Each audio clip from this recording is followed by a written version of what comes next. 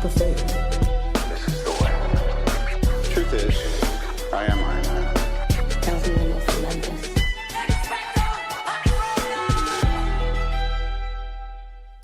Hello, everyone, and welcome back to Film Optics, brought to you by the Drive-In Podcast Network, where we discuss film, TV, and everything pop culture related. I'm your host, Christian, and I'm joined by my co-host and friend of the podcast, Leo from Geekly Goods. How are you guys doing today?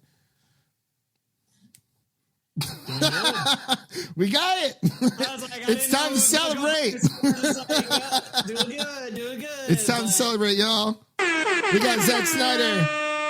Yes, sir. Got that waiting for us, man. Like, hey, that's coming sometime this weekend. Hopefully. Check that out. Yes. 4 hours of, hopefully 4 good hours. Yeah, I don't want to sit through I don't want to sit through a bad 4 hour movie, like, at all. Like, I want this to be good so I can say, hey, I sat through another good 4 hour movie. Hopefully. I finally watched Queen's Gambit this week. Ooh, what'd you think? I liked it. It was good. It's good I don't know stuff. a single thing about chess, and it entertained me for most of it, so that's pretty impressive. You're going to go sign up for some chess tourneys now? Apparently, chess sales are going like through the roof since the show came out. That makes a lot of sense, actually. Like, I remember when, what was it? Frozen came out, and like literally the next wave of people who had girls, their names were Anna and Elsa. Like, what? Hey, now, let's not slander on Frozen now. Yeah, no. I love Frozen. I love Frozen. Absolutely love it. I like the second one. I think I like the first one just a little bit more, but I like them both for sure. Yeah, the first one just has more rewatchability. Mm. It's kind of like Lion King on ice. I mean, in a way, I don't know. There's ice in both. That's true. I mean, yeah, there's ice in both, but so a little bit of housekeeping here before we get into today's topics. Today's podcast is kind of just a stories of the week kind of thing. We're going to talk a little bit about the Falcon and Winter Soldier and the making of WandaVision possibly towards the end. But yeah, it's mainly just a news-filled podcast today. But before we begin today's topics, you can listen to our podcast on platforms around the internet and make sure to follow us on Instagram and Twitter at Film Optics. That is Optics with an X for all the latest announcements. Man, oh man. So we got about 10 stories to get through today. These are like the best ones I could like find because it was a quiet week. It was a very quiet week, and kind of sort of last week in a way too, because last week we just covered WandaVision. We didn't even do the news. So technically we kind of missed an entire week, but even then it was like, I don't know. But I guess I'll start us off here really quick with our first news story of the week. We have Netflix is starting to test warnings for people for borrowed logins. Leo does not like that. He said, "No, because look, I let my parents borrow my Netflix. They let me borrow their Hulu. It's an equal trade-off. Everyone shares. Yeah, everybody shares. So it's like, all right, really, you guys gonna start cracking down on that type of stuff? You know what it is? They losing money with Paramount Plus coming out, with Everybody Plus, Discovery. I mean, you name it, everybody's getting a plus now. So guess what? They're gonna start losing money, and they had to think, okay, for a while. Yeah, they had to think, how are we gonna start retaining some users? Which they're not really losing people, but people are just starting to share accounts and stuff. So people are starting to learn how to game the system. And I don't want this to be a domino effect. I don't want this to start with them and then all of a sudden Hulu's doing it and everybody. That's exactly what's going to happen. This is I really don't want that to happen. So Netflix, please, in some way, shape, or form, either back this up or allow it. If they do it in a way where it's like, oh, you have to have a pin or whatever, that's fine. I can send my family members pins. I don't mind. But I don't know. I don't like this cracking down, guys. It seems like this is going to be an industry shift. Yeah, it's scary. Leo's got the whole family on Netflix. Everyone does. I mean, I got my parents on Netflix, and my aunt uses my Netflix. So, and I use other streaming services that they have. So it's like it's a nice little trade-off. Yeah. I wish I could say the same. I pay for everything with my for my family. Yikes! I've been trying to tell my sister, like, listen, you gotta make trade-offs. You gotta take one of these off my hands. mainly Netflix is like, so I've been thinking about this and I thought about writing a piece for it, but because it's like, I don't feel like Netflix is really the best streaming service or like the king of streaming services anymore. They have 3 tiers and only the highest tier you can offer is what they offer for 4K. And it's like, okay, well, that's like pretty much $20 a month, which is more than HBO Max. HBO Max has 1 tier as of right now, because we'll get into that's one of our other news pieces. But it's like for the lowest tier for Netflix, it's standard definition. Who's streaming at standard definition? And I think you get 1 screen per account. And then the mid tier is HD streaming. I'm like, okay, that's more passable, but you only get 2 screens on to stream per account. And then you get into the 4K. And it's like, why isn't it just 4K all across, and depending on how many screens or how many people are going to be using it per account, if that makes any sense? I don't know. It's weird because it's like if you're living alone like I am, like if I was only paying for Netflix for myself, it would be a terrible deal for me. But that's just my thought process, I guess. I don't know. What do you guys think? I still think Netflix is on top Oh just because they have the most. They have the most to offer. I agree, and they are the purveyors of this, right? I mean, nobody would be here without Netflix. Let's be real. I mean, obviously, yes, HBO of course, Max, of course. Hulu, all that, it wouldn't be here without Netflix. Guess what? Fun fact: Blockbuster was actually offered the opportunity to become a streaming service first, and they passed it up. Really? I The did not CEO know that. Actually laughed at the people who presented it to them, and guess what? Now Netflix is laughing at Blockbuster. So a little bit of karma there. But I will say with Netflix, they have the time, they are the first, and also they do, like you were saying, Devin, they do have the subscriber count. I want to say they still have the highest. And think about it, out of your streaming services, you say, okay, here's what I currently have, and I know I need to scale down, but this is what I currently have. HBO Max, Hulu, Netflix, Disney Plus, Paramount Plus. So I've got those streaming services. That's I not look even at bad. the, No need the to scale stack. down. Yeah. You got that I Amazon? still got Discovery Plus as well. Let me see. I had Quibi, whatever. Nope. But if you think about the list of streaming services that you have, Netflix is not going to be the one to go. I don't think they're going to be the one to go. I mean, I think Paramount Plus is going to stay because of sports, simply because of sports. Absolutely. And they have a big company backing them. I mean, I have Peacock too. Paramount, Peacock, and HBO Max have huge companies backing them. There's no way they're going to get dissolved. What I worry about is like Discovery Plus and these Quibi obviously is gone. Like, No, they got bought by Roku. They got bought by Roku. Quibi did.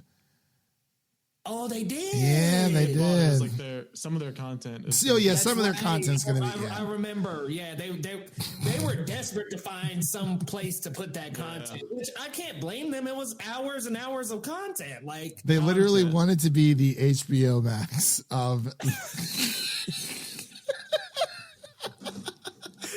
let's be real here. With Quibi, what Quibi should have done is they should have allowed the opportunity for actual content creators to also weigh in on that platform if they wanted to start some kind of thing like that. But This is Look, why was they it only just- available on your fucking We've given phone? Quibi enough that's time. the biggest problem, man. It That's didn't the make. biggest problem. I'm like, You I have don't this want. high quality content that's only available on your phone. At least let I me- really don't want to be like this to catch up on my latest Right. shows. You know, At least give me the option to stream it on my laptop. At least. Something.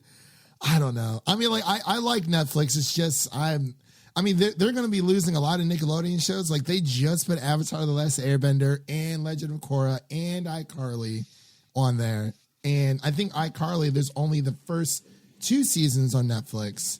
And then the rest are obviously all the other seasons are on Paramount Plus. But it's like, I don't know. It's just something's just weird about it. It's just, I think it's just more of the pricing.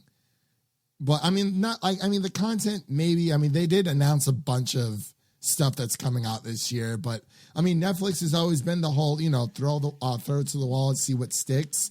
But I think for things like Stranger Things, they will probably release those in like increments, like 3 episodes or something at a time. Because I mean, as much as I loved like binge watching Stranger Things 3, it was like, it felt like a chore, which is weird, but because you would think, doing something repetitive week to week will be more chore-like, but at least, people can engage in conversation with it. But right. And that's the thing about the week-to-week model is the conversation continues. Yeah. With the binging, it's like, oh, you get 1 weekend, 2, you're lucky to get 3, and then it's gone. I mean, Cobra Kai came out, in January, and then by February. I still haven't watched it. Because that used to be a YouTube show, right? And then Yeah, man, the only great YouTube original. What a weird trajectory. YouTube, yeah. I YouTube to Netflix. Yeah, there's another streaming service that didn't last, Oh, folks. We're not going to talk about that one. Anything Google starts to get into like another market just automatically fails. Like I'm waiting for Stadia to just, but that's done. But like it works in markets where internet connectivity, where like especially Google Fiber or AT&T Fiber, which is actually terrible, but apparently it works in those areas really, really well. But I mean, I'm just interested to see. Is Google Plus, wherever the heck that was, like their own social media, like nobody uses that. I was so excited at first, and then I was like, as soon as it came out, I'm like, this is so dumb. Anyway, let's move on to our next story here. Devin, you want to take these next ones away? I know how excited you are about this one. I'm very excited. My girl, she's back. Amy Adams, her upcoming film "Woman in the Window" is getting a May release date on Netflix. Speaking of Netflix. Yeah. I'm pretty excited for it. I mean, we didn't really because I thought we were going to get like a new trailer or something, but I don't know. Any other thoughts about this? I kind of just threw this in there because I was just semi excited about it. It's not blowing me away, but it's definitely going to be on. Just pop it on Netflix. It's easy. Yeah, I like Amy Adams and pretty much anything she's in, so I'm definitely looking forward to it. The Woman in the Window, is that any connection to The Man in the Window? Not that I know of. Alfred Hitchcock? Sounds like it, but I wonder if this is like a female-fronted remake. I don't know, or I'm not entirely sure. Admittedly, I haven't really done that much research on this. I haven't either. Like we heard about it. Like I saw one trailer. I'm like, oh, that looks cool, and then we never heard about it again. I know, it just kind of got buried. Wasn't it supposed to come out pre-COVID? Or? Yep. So it's Quiet Place Part 2, but we're not going to talk about it. Oh man, well, that got moved up. It did. thankfully. And it's coming to Paramount Plus, I think 45 days after it's been in theaters. The new theater release schedule, gentlemen, this is it. This is how the industry is about to shift. That's a big gap, though. 45 days. That is a long gap. Yeah, I think some people are going to slim it down to like 2-3 weeks. Yeah, that's what they were trying. That's what Universal was trying to get. That's right. I forgot about Universal. They were like, "Oh my God, Trolls World toured it so well." They're like, "Oh my God, let's just put it on VOD." I was like, "Oh Lord!" And then they were so reactionary. I was like, "Calm your tits, calm your shiz." All right, like it's not that.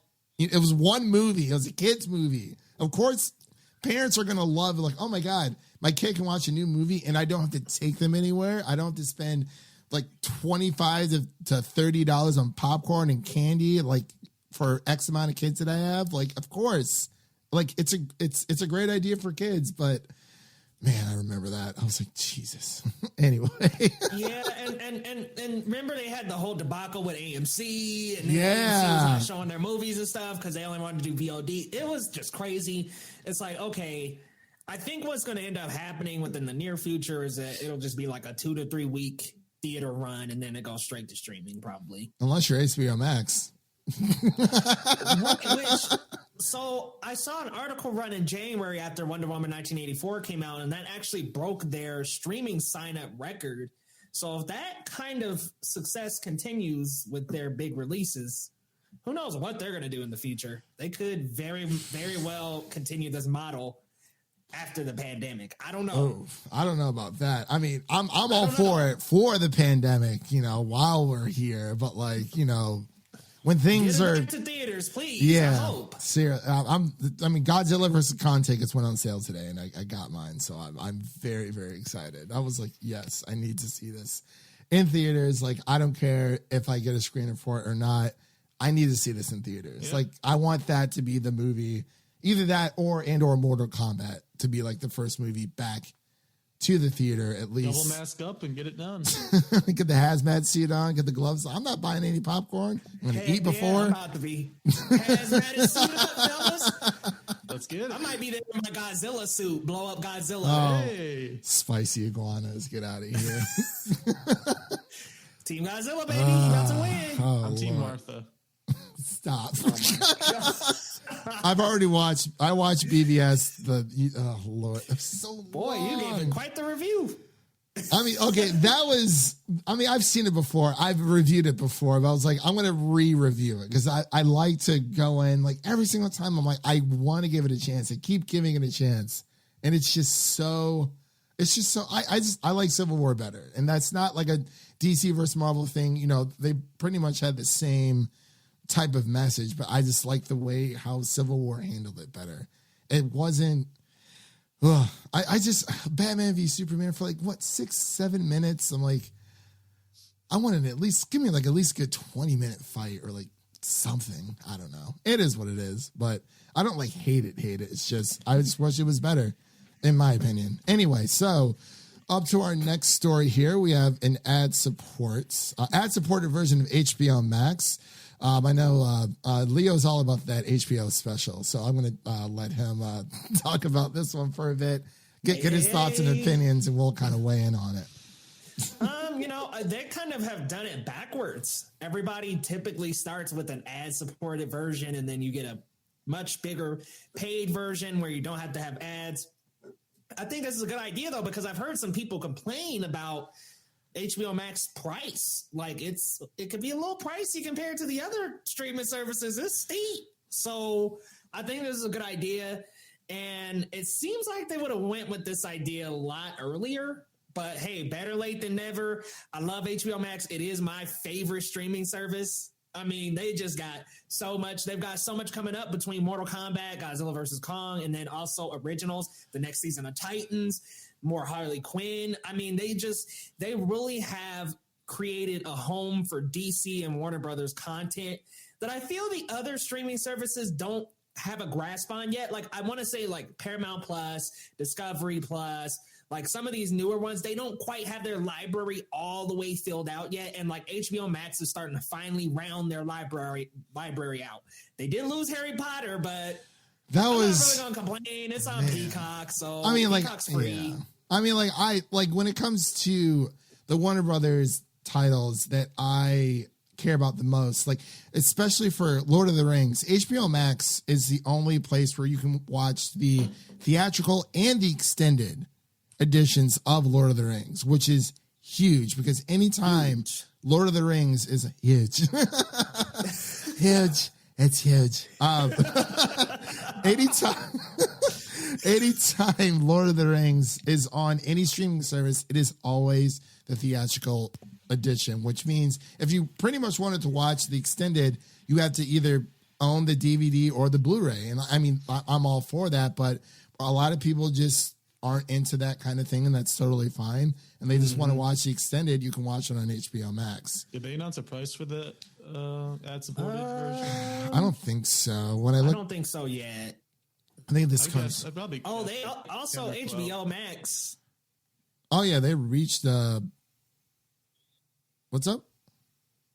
Oh, did we lose Leo? Oh, I might be behind, huh? I think I'm sort of behind. Oh no, you're good. I can hear you. You're good. Oh, okay. I don't think they've come up with a price yet, but they've also kind of like dug some other things out of the vault. Fresh Prince of Bel-Air, that wasn't streaming anywhere really, and they just boom plopped it right on the platform. I was like, dude, went through the whole series a couple times, and then they had the special. The special is amazing, fantastic. Yeah, they've capitalized on their content. Like, they've got Zack Snyder's Justice League The coming Bee out. Gees. Watch the Bee Gees documentary if you haven't already. It is phenomenal. I absolutely love it. Ooh, really, really good. I'll have to check that out. I love the Bee Gees. I love the Bee Gees. But it's good stuff. But yeah, like HBO Max. I mean, I really like this ad support. I mean, like you said, they are kind of doing it backwards, especially with their day and day. For like new releases, but it's like it kind of makes people like, hey, if you want to watch this, day one, if you don't want to go to the theaters, you can watch Tom and Jerry and accidentally watch Zack Snyder's Justice League. For the time being, I still don't know how that happened, but it's like, it's just weird. I don't know. I like the whole ad support version thing though, because it gives them another option, and I don't know how much it's going to cost, but hopefully around maybe $10 cheaper. Speaking of HBO Max, I'll let you guys have a discussion on this Game of Thrones news coming from someone who has never watched and probably never will. Unfortunate. No. Yeah, I'm one of the few. Yeah, he hasn't, which is fine. I mean, I don't even think Devin's watched Lord of the Rings, to be honest. Nope. And like, he's not a big Harry Potter fan. Are you? He's not. I think he's seen Harry Potter. I don't know if he's seen all of them. The first few. The first few. Hey man, you gotta know your lane. I respect it. Yeah, honestly. I just can't watch a show where I know the ending is gonna ruin everything. Okay. We're not going to talk about that right now because I'll leave it closed. I will say this please. one thing. Season 8 wasn't bad. It was just rushed. It should have been 10 episodes. Maybe a little. Been a couple seasons, man. Honestly, like, yes. It should have. And it's just like HBO was throwing you money. They were like, we want more seasons. They're like, we want to go do Star Wars. Yeah, they're like, we'll go to like 12 seasons. I know they at least offered them 10, a full round of 10 for this last one. And then they said they would do more seasons. And I'm just like, why would y'all bow out early though?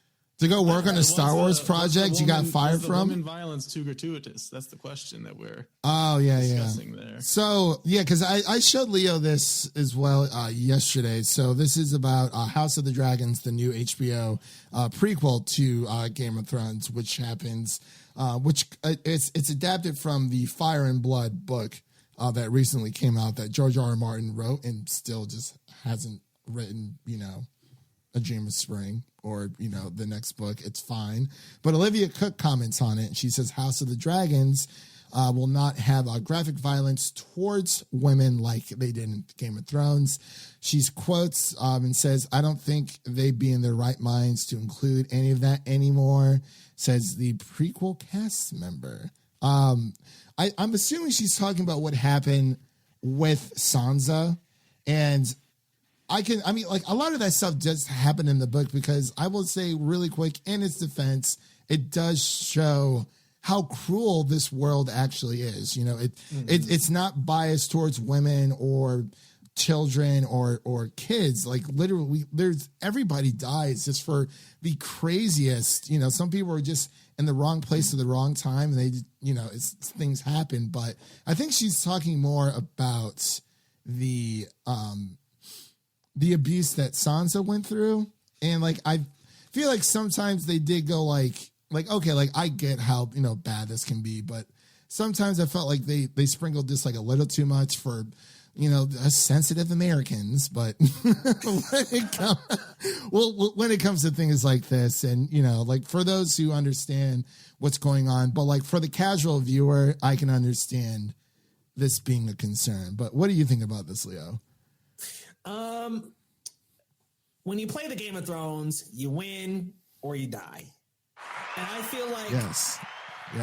Hey, Game of Thrones really captured that nobody in this world is free of torture, death, violence, slavery. I mean, to be honest, man, like it was just such a cruel and harsh world that they had built up in Westeros that like everybody got a piece of it. So I understand where she's coming from, where she's saying, in a modern time in terms of how we're shooting and when the show is being produced in a more modern era of production, that it wouldn't be the best idea. But I think she's also referring to the stuff in season 1 with Daenerys and Khal Drogo and the forced sex there. Okay. But that whole thing was like in the books.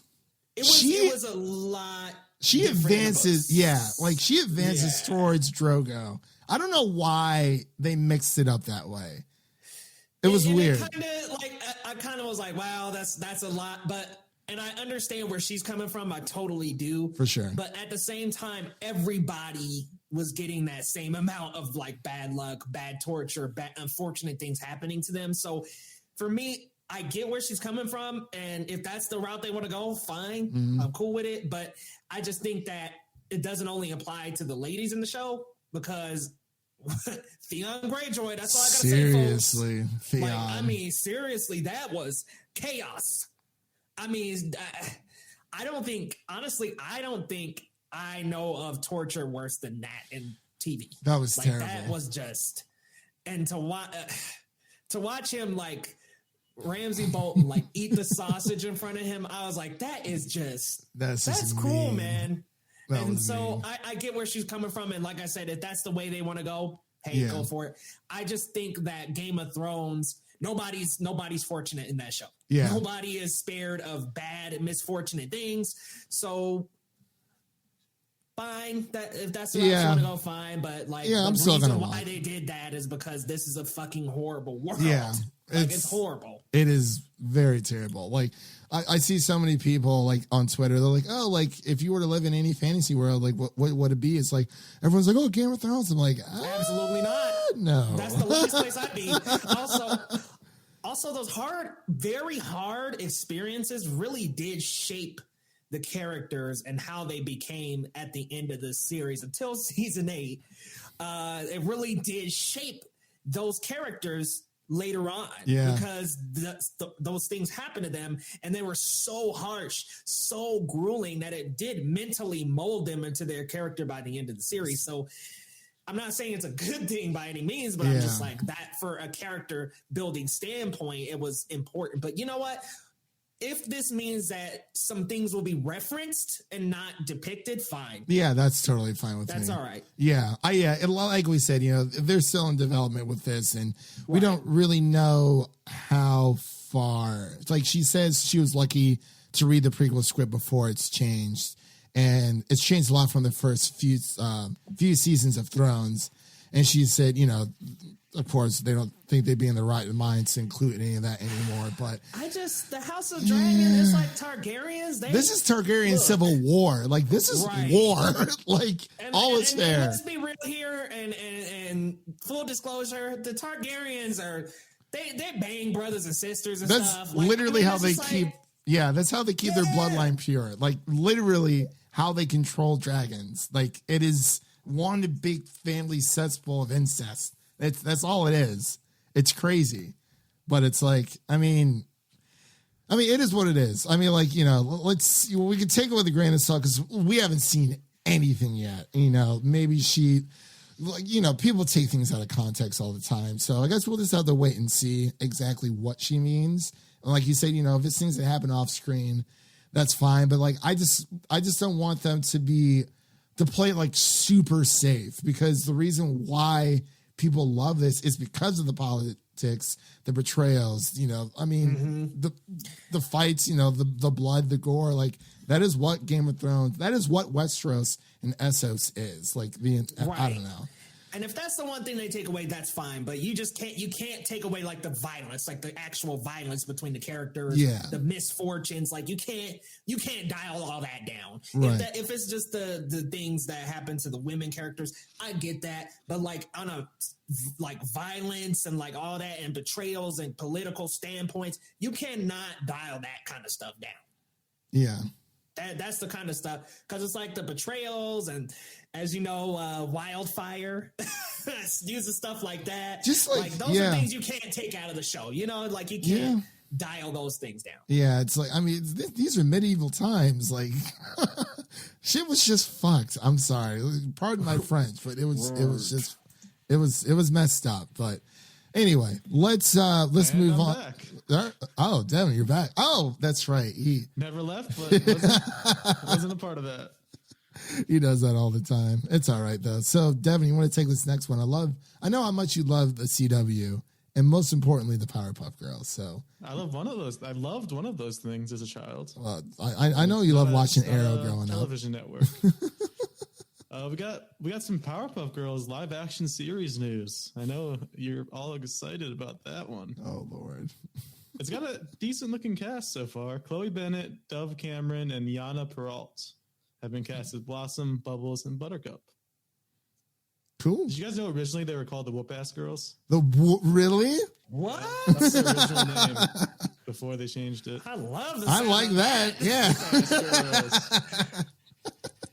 I like that. Yeah, I mean, I've watched Powerpuff Girls growing up. I'm sure we all have. I mean, I didn't think they're gonna.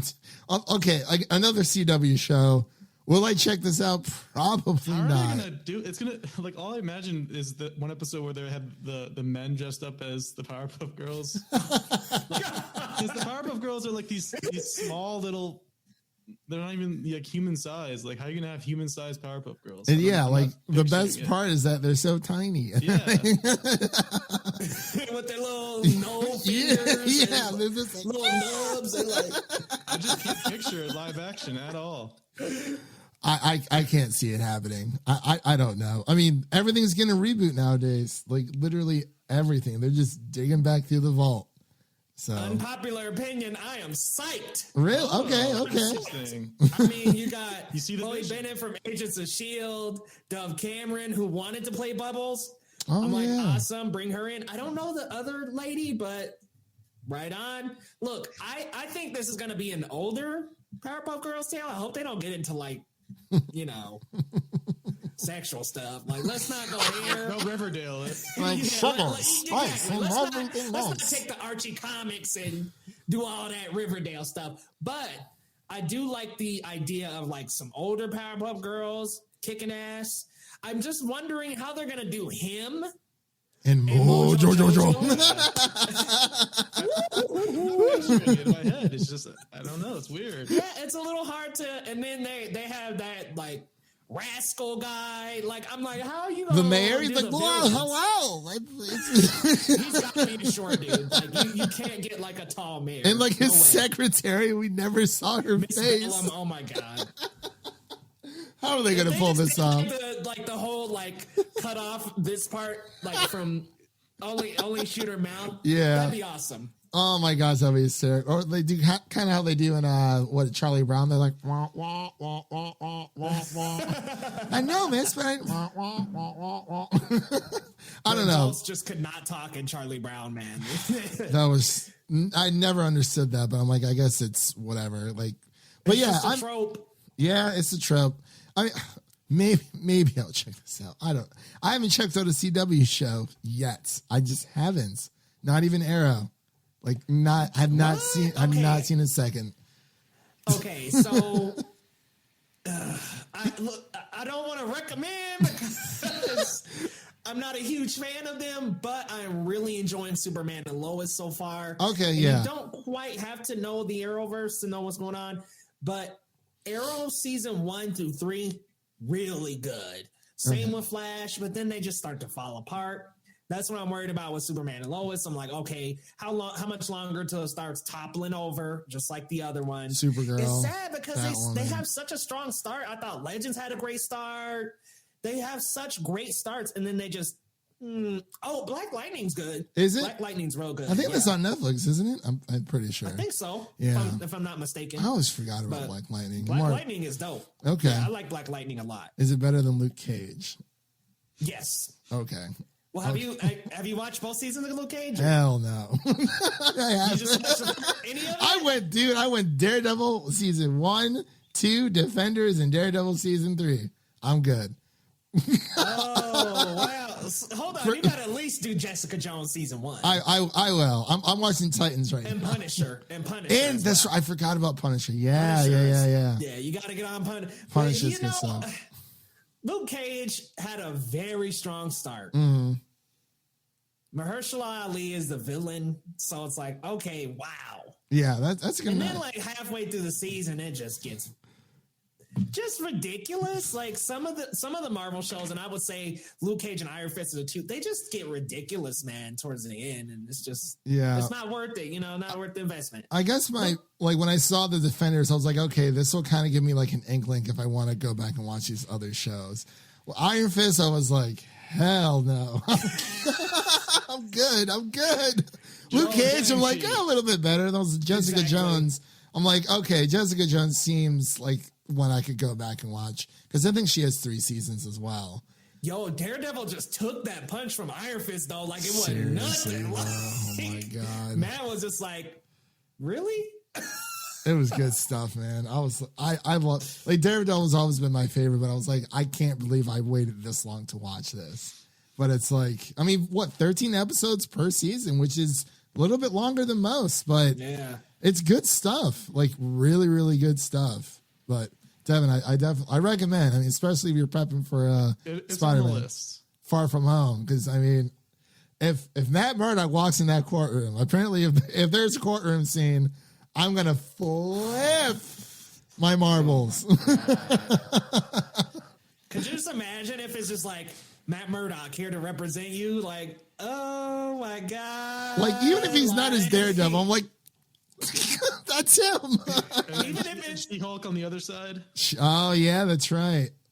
right. That would have been good. No, there's just so many possibilities they can do.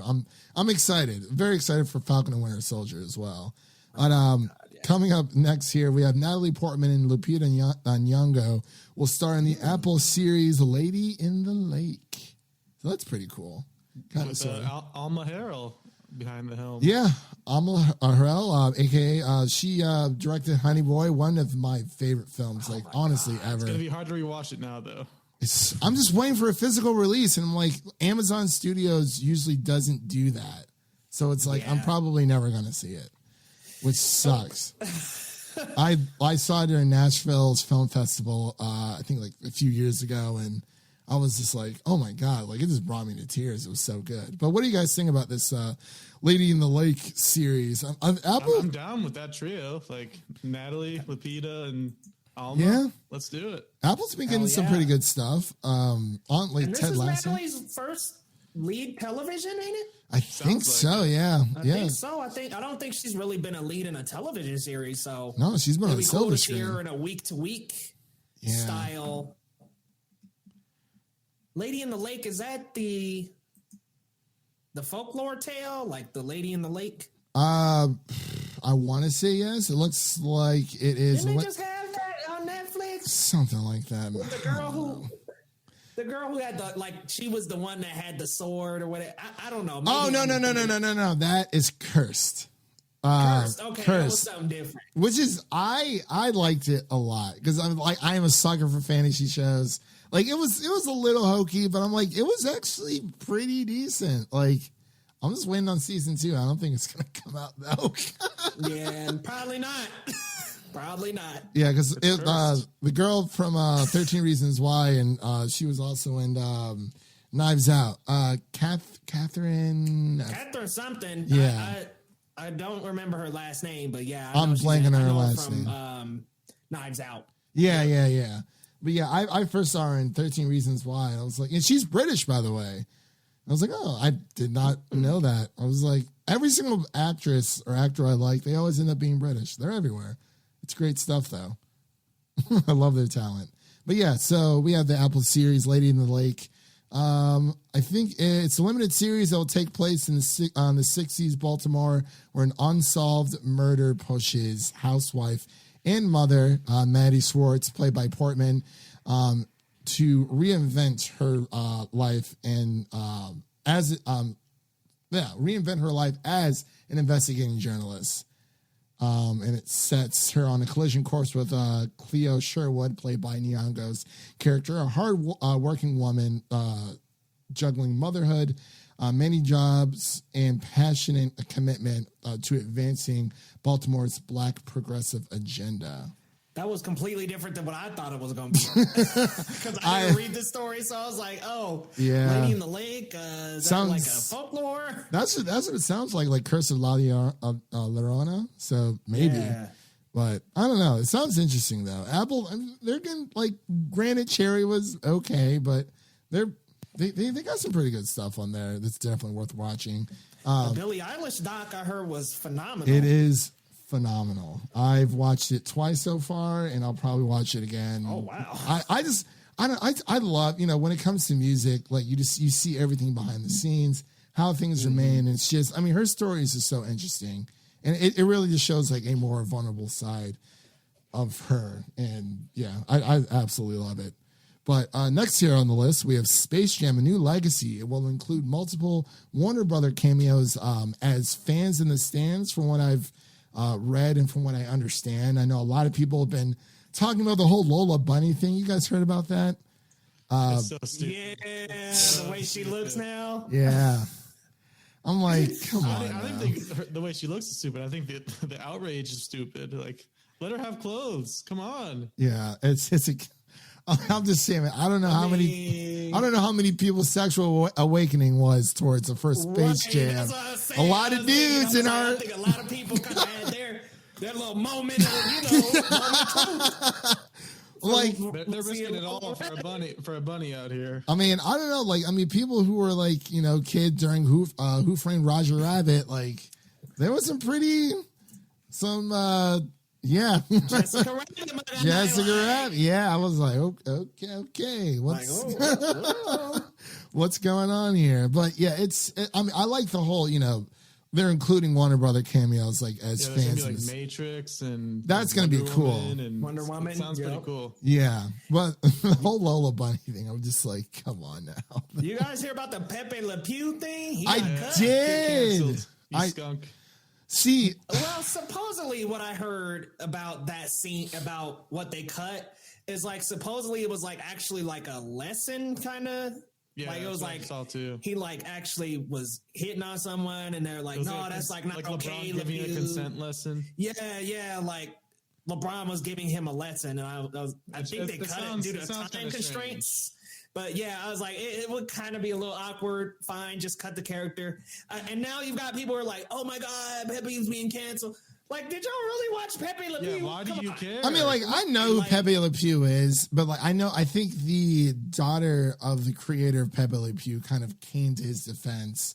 And I wish I had the article up. Oh, wow. It was actually, no, I think I did on Facebook. Let me bring that up.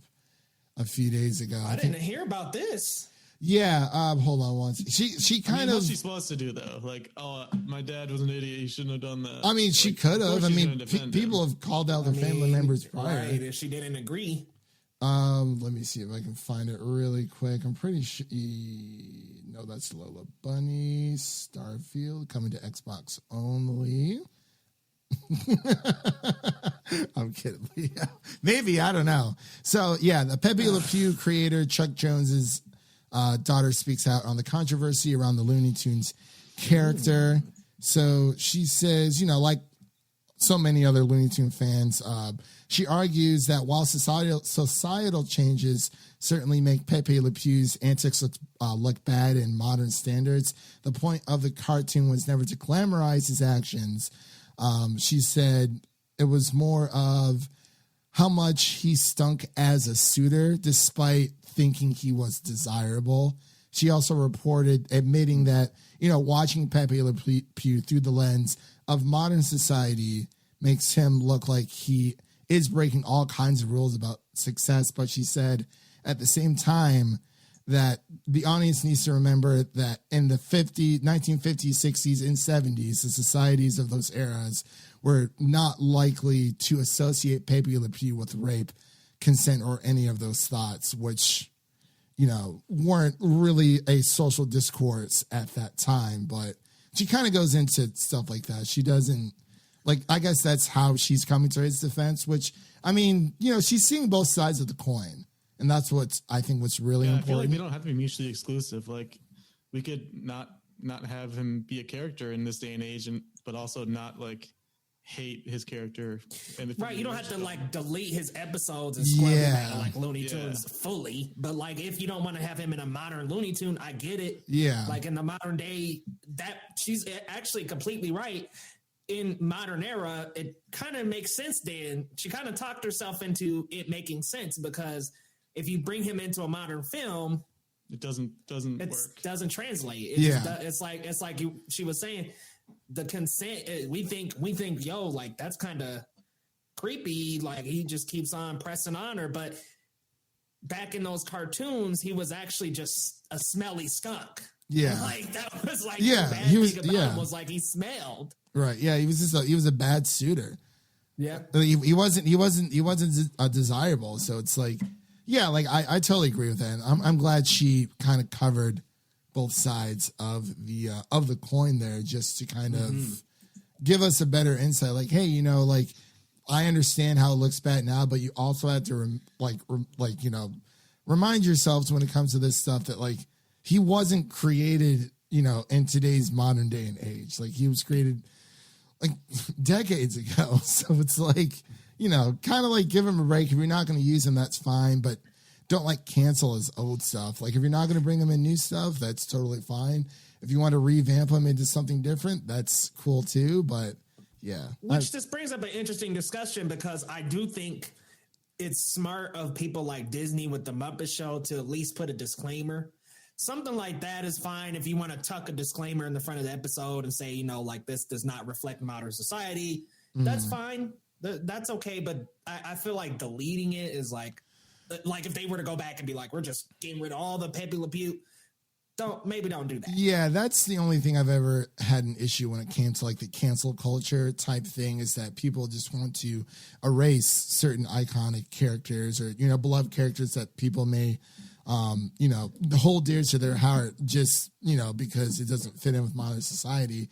That's fine. You know, just, you know, if you're not going to make a new kind of, I don't know, but even like the Animaniacs, like they still brought back the Animaniacs. And there was like a crap ton of stuff in there that it's like, and that's considered like the golden age, like, you know, the 90s golden age of animation was like when the Animaniacs was around and other shows like it. But it's like, you don't like, oh, well, let's just cancel the Animaniacs. You know, they were pining over the nurse, you know, like, hello, nurse, or whatever it was. And they're clearly like 15, 16 years old, because I think they actually gave them ages. And they're like, why is like a 15-year-old boy pining over like a nurse that's clearly like 30 plus years older? And it's like, I mean, I don't know. Hit them hormones, my guy. Yeah, well, like it's literally just the times. Like I just don't like it when they try to, like Leo said, you know, cancel just an entire, you know, remove all shows and everything associated with this character. It's like, I mean, it's a part of history. If you're just, you know, deleting it's one thing if it's a real person, but a fictional character, it's like, especially okay. a fictional character. Yeah, it's like, I mean, come Right. on, that's just let's think about it a little bit more, people. But hey, it is what it is.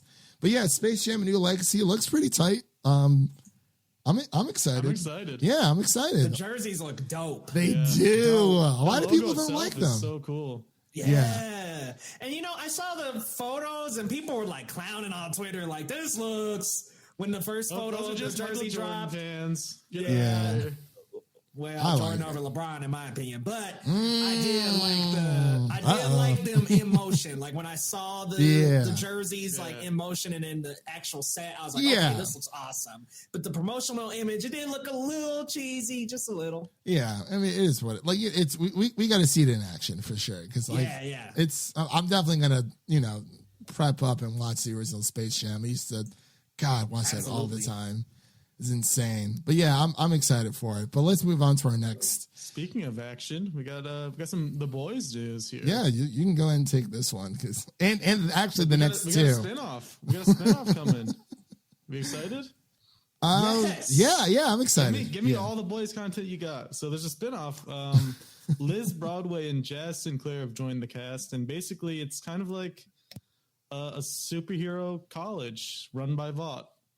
And that sounds very interesting to me. Sky High. Right? Sky High, but rated R. Yeah, rated R, Sky High. Let's do it. Seriously though, that's gonna be crazy. I'm excited. I didn't really think they're gonna do a spinoff this soon, but It is soon, after 2 seasons. yeah, I would think at least after the third. But I mean, hey, then again, I mean, with the Mandalorian, like we're getting Book of Boba, I guess that can be more of a spinoff of the Mandalorian. Does it say when this is coming? Like, is it gonna be right around the corner? Or let me see. Where did I pull? because I think they're like they're about to get into the 3rd season. Mm-hmm. I figure they'll probably have 4, and then if they drop this after like 4 or right after 3, I don't think it would be that bad. Yeah, the article doesn't say when they even like begin. Like, oh no, the project was first announced to begin development in September. So possibly sooner than we think. So they're in development currently. Yeah. That means if it's in development in September, then it'll probably drop before season 4 after season 3 of The Boys. Yeah, sounds right. Season 4? Oh, yeah, that's right. Yeah. There's going to be a season 4. Oh, yeah. You're going to drag this sucker I was like, out. season 4? Where? Still waiting on that Lord of the Rings Amazon show, by the way. Where is it? Wow. It's supposed to have like the Dude, biggest I budget. forgot. Yeah, it's like, it's kind of like, I mean, I haven't heard anything about the French Dispatch, like that movie. Haven't heard anything. It's like, I want to know where this Lord of the Rings Amazon series is, because people kind of are talking about it, but like I think we just haven't gotten a lot of stuff about it, but is it still in development or like? I haven't heard about it getting canceled. I don't know. It must be stuck in development hell. Yeah. Probably through COVID and all that. Like, Yeah. I'm sure that slowed a lot of things down. We'll see. I don't know. Anyway, Devin, you want to take this next? I don't know how I feel about this next one. I'll take it. This- Borderlands film. There's more It's casting. coming. They've been doing a really good job of releasing like a cast member per week to keep it in the news cycle. Mm-hmm. It's So smart. the newest one we have is Haley Bennett has been cast in a new role, a new character, who has something to do with Lilith's backstory. Oh, well, okay. A new character, he says? See, He said, I gotta say, like, the only issue I've had with the Borderlands movie so far is the Kevin Hart casting. But other than that, I'm getting kind of excited. I probably shouldn't be. video game movies, I'm always like, as long as the Rock's not in it, I'm Can't fine. have the hopes too high, but and it's Eli Damn. Roth. He's kind of weird. As long as the Rock's not in it, I'm fine. I'm good. hey, bro. He hates America's Sweetheart. I don't hate him. I'm just like, right. stop casting this man in He's got like the- he's every got the role. most popular show on TV right now. I will. Hobbs and Shaw, what you got against, man? What you got against The Rock? I don't know, dude. It's like he's everywhere. I'm like, He's in like a movie per year. what? Which is great. Which is great. The more Rock, the better. He's about to be Black Adam. Yeah, He's got I'll that watch movie him with as Emily Black Blunt Adam. coming up. I just, Jungle Cruise. Jungle Cruise. That looks so fun. Like, come on, Christian, get on board, bro. He hates. he was like, hop on the he fucking hates Dwayne bandwagon. The Rock Johnson and he hates Adam Sandler. Get on the band. I do not. Okay, I do not like Adam Sandler anymore. I do not like him. I do not find Adam Sandler funny anymore. I don't. I All stopped. right, guys. Well, gotta go. There's just such strange people to hate. Like they're just so likable. I feel like Adam Sandler's career has reduced to being in crappy movies, but they're funny. Yeah, They're like Uncut funny Gems. crap. Bag. It's all about getting the money. It's like he knows his lane. Like he knows I'm going to be in a crap, horrible ass movie, but it's going to be funny because it's Adam Sandler. I mean, I like him as a person. I just don't find him like that funny anymore. I don't know. I mean, not many people find him funny anymore, but like, Yo, Click though. Yes, Click was good. Click was very Underrated good. gem right It there. was. It was. and just go with it. That might be his last. I think that was the last Adam Sandler movie I actually liked. What was that one he had with Jennifer Aniston? That was Yeah, a I Netflix was just original? go with it. No, that was a murder mystery or Murder something. mystery or something. I never like got to that. watch that It was one. okay. That one wasn't that too Yeah, I bad. heard it was decent. Yeah, I like the two of them. I didn't necessarily like all the villains, the cheesy story, but the two of them are fine. I don't know. I don't know what's wrong with me. Anyway, The Rock, that's a hit right there. I don't hate The Rock. I'm just tired of seeing this man's You face in hate every The Rock. movie. You definitely hate Oh The Rock. gosh, it's just like I don't know what it is. I don't like hate him. It's weird. I'm just they're You just smell what The Rock Looks- is cooking? oh my gosh. I mean, he doesn't live rent free up here like Zack Snyder does, but it's fine. It's all good. Anyway, we got some official Xbox news today. Oh, there we go. We got Bethesda has officially become a part of the Team Xbox family, which I'm very, very excited for this. And a lot of people have been speculating about, the future of Bethesda and its exclusive, when it comes to exclusive games. And I pulled a little clip from the Xbox Bethesda roundtable that you can actually watch online on YouTube. It's about an hour and 40 minutes. It's really, really interesting. But I'm going to play a little clip here about Phil Spencer, aka Daddy Spencer, for all of you Xbox fans out there. And he's going to address when it comes what he thinks will become of the exclusive talk. So let me play that right now. Now, we know you all have a lot of questions. We've gotten a lot of questions since we announced this deal. But one of the biggest ones, Phil, is this question about exclusivity and how you think about that and how that's going to work with Bethesda. Yeah, I see it. I see it in the community. I listen to the podcast and all the questions. So I'm going to try to be as clear as I can because that's what I just think it's fair. So obviously I can't sit here and say every Bethesda game is exclusive because we know that's not true. There's contractual obligations that we're going to see through, as we always do in every one of these instances. We have games that exist on other platforms, and we're going to go support those games on the platforms they're on. There's communities of players. We love those communities, and we'll continue to invest in them. And even in the future, there might be things that have either contractual things or legacy on different platforms that we'll go do. But if we're an Xbox customer, the thing I want you to know is this is about delivering great exclusive games for you that ship on platforms where Game Pass exists. And that's our goal. That's why we're doing this. That's the root of this partnership that we're building and the creative capability we will be able to bring to market for our Xbox customers. It is going to be the best it's ever been for Xbox after we're done. All right, so you heard it from Daddy Spencer himself. Exclusive content where Xbox Game Pass is available, meaning Xbox, PC, and the mobile market on your phones through the xCloud, like cloud gaming. So I think in the Xbox Series X, folks. That's it. you need to. I'm getting one as soon as Halo drops out. I know I got a PC, Devin. I'm sorry, but I got to chill on the couch, play some Halo, play some Fable, play some old school Bethesda games, and just have a good time. That's it. But yeah, you guys heard it here first. Xbox has come a long way. I've always been a fan of Xbox and been a fan of PlayStation as well. There's things I like about both companies, and there's things I'm not super crazy about. But they're finally fixing their first party game problem that they've had for over a generation now. Everything else has been like almost essentially airtight. Game Pass is like literally the best deal in gaming, and like it's just like, could you imagine if we were 12 years old again, like if this came out when we were like 12, 10 years old, like Game Pass?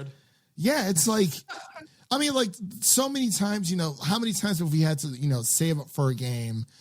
There's like 3 games that we know they're coming out, and it's like, oh, I only have money for one, or hey, my birthday's coming up, or Christmas is coming up, and my parents only have enough to give me maybe one video game. And it's like you have trading games for McDonald's money, like our friend used to. Yeah, right. No, like he did. He did. Try to swindle a little money. Like what we would do when back when we were in middle school, we would sell what was called Happy Crack, which was a sugar and Kool-Aid in a Ziploc baggie. And then you would just sell it around the school. It definitely got banned after a while. They were like, that doesn't sound legal. Oh my but god! I mean, it was literally just sugar and a Kool-Aid in a bag. But Yeah. like, no, that is Happy Crack. Yeah, so I was like, I mean, it'll get kids just like, but we used to do that, save up money, but you still wouldn't have enough for games. Yeah. This Game Pass and it's PS Now on PlayStation. And Yeah, pretty much. Yeah. Those two services have now allowed you to have a full library in front of you with the click of a button. Yeah. The only thing I wish with PlayStation is like they also have the PlayStation Plus collection if you have a PlayStation 5. With like a few of their selections of Or like a friend with a PlayStation 5. Yeah. So what Devin and I did, so I took I sold him my PS4 and I got my PS5. I kept my PS5 games. I sold him my old Spider-Man copy because I got the remastered one with Miles Morales. Your PS5 is gone? No. I sold him my PS4. Once I got my PlayStation 5. I never had a PlayStation. I only had a PlayStation 2 and then hadn't had one since. But I mean, yeah, that makes sense. PlayStation 3 was a bit rocky, but towards the end, it came off like really, really strong. But so I put Devin's PlayStation account on my PS5, and like there was kind of a loophole with the whole the PlayStation Plus collection. If you have a PlayStation 5, you have access to like, I think it's like 20 PlayStation 4 like greatest hits games. And so like the biggest ones too, like you don't Last really of need Us, anything God else. of War is on there. I think like Days Gone, which I still haven't checked out, but and a few other like third party games like Fallout 4, Final Fantasy 15. But so they found a loophole where since it's his account on my PlayStation, it's pretty much unlocks those games per account. So he was able to download those games on his PlayStation 4 for As long as free. I keep PS Plus. Yeah, as long as that's tight. as long as you have PlayStation Plus.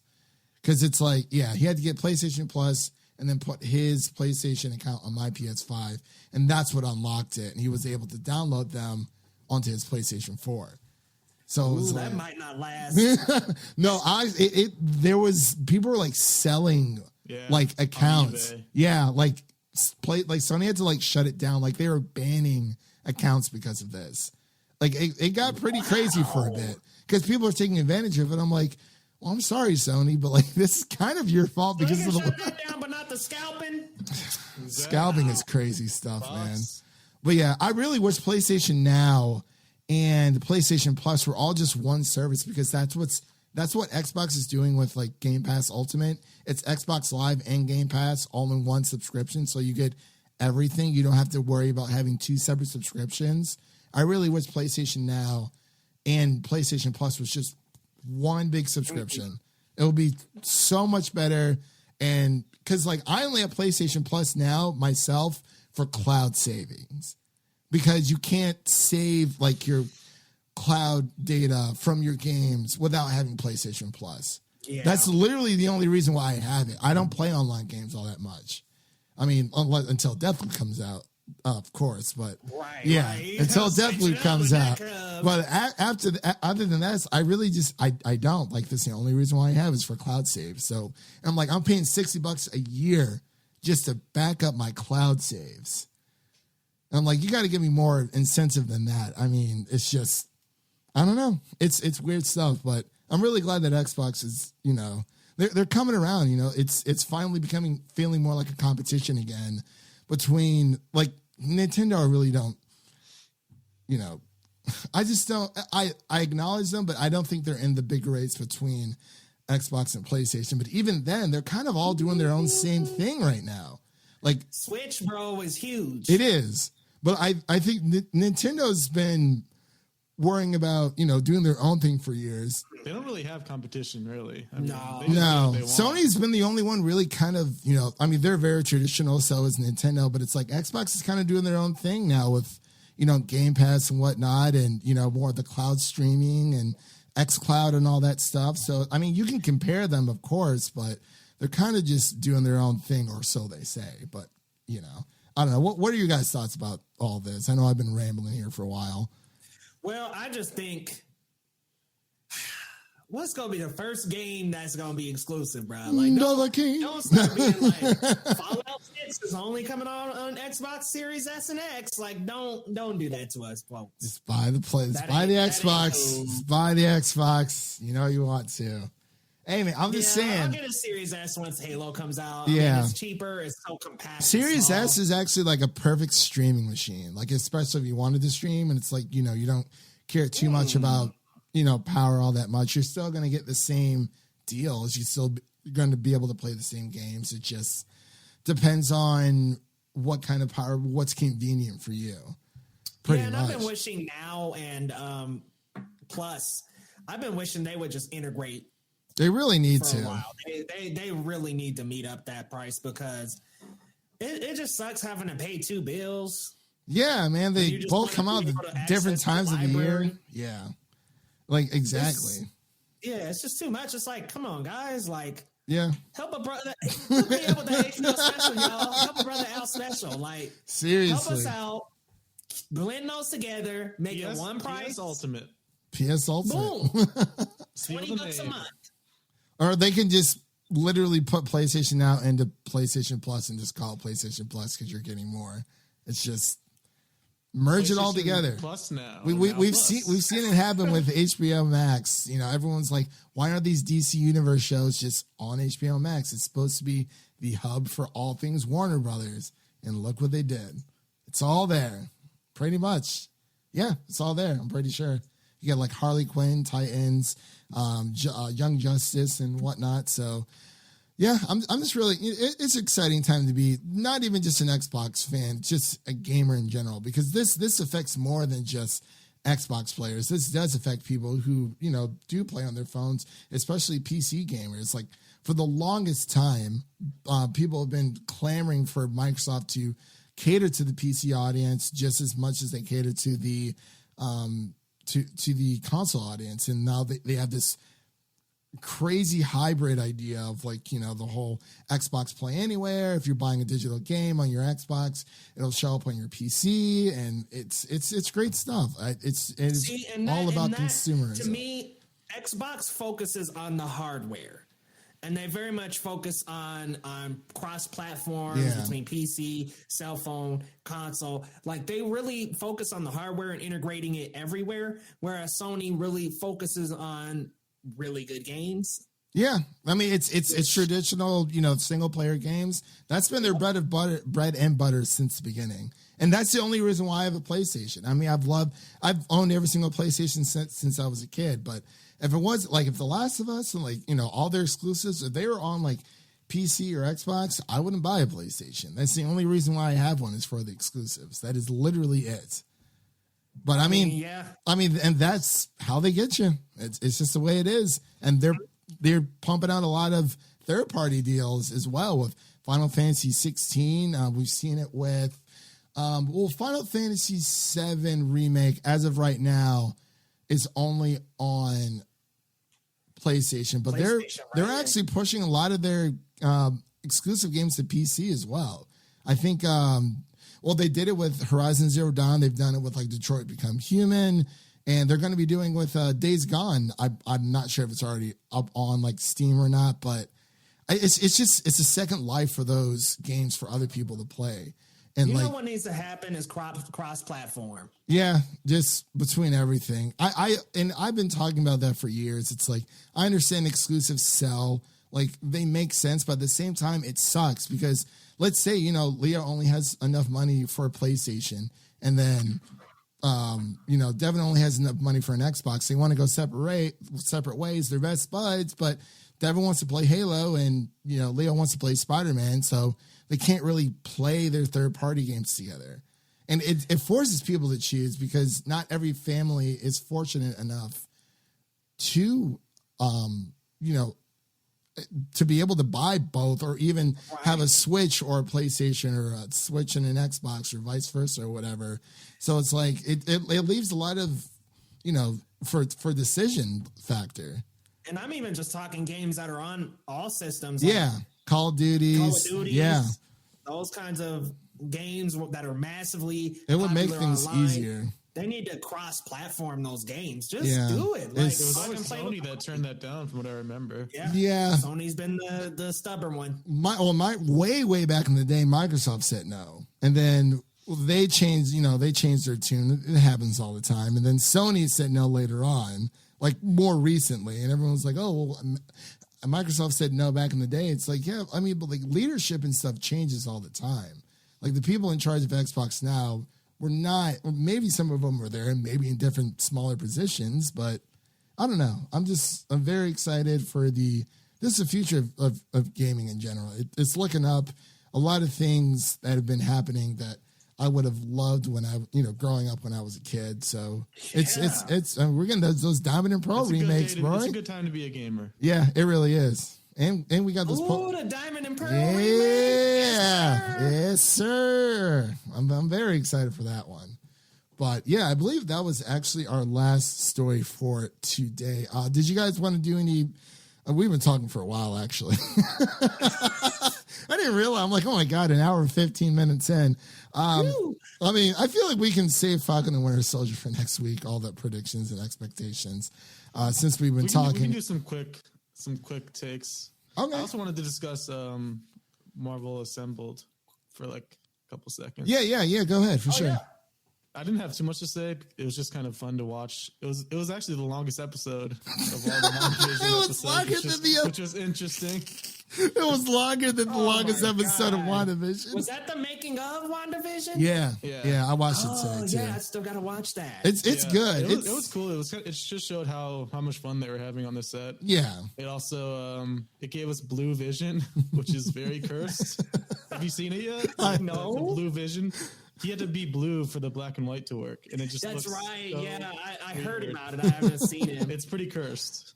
It's worse There's than a baby blue vision. a white vision, and a red vision. He's all American. And baby vision. Can't forget about it. I wish they would have gone into that. Oh God, it looks weird.